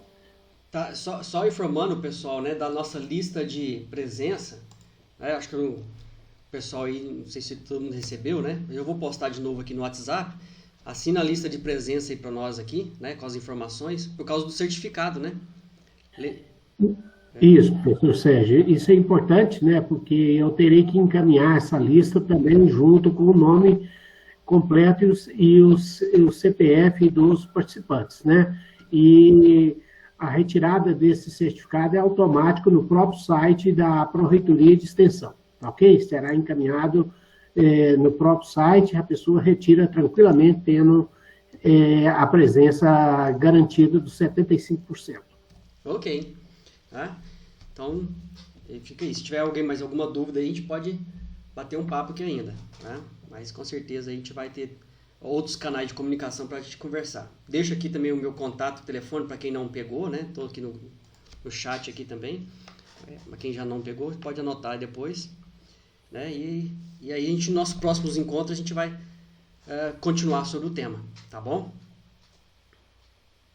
Ok. Muito obrigado. Sérgio, obrigado. Alô, Jesmar, um abraço a todo mundo. Quando aperta esse link, fala que eu já respondi, por ter respondido no começo. Ah, tá. Não, tudo bem. É só uma vez mesmo, tá? Já respondeu, tudo bem. Tá joia? Obrigado, professor. Então, até a próxima reunião. Ok. Abraço a todos. Rony.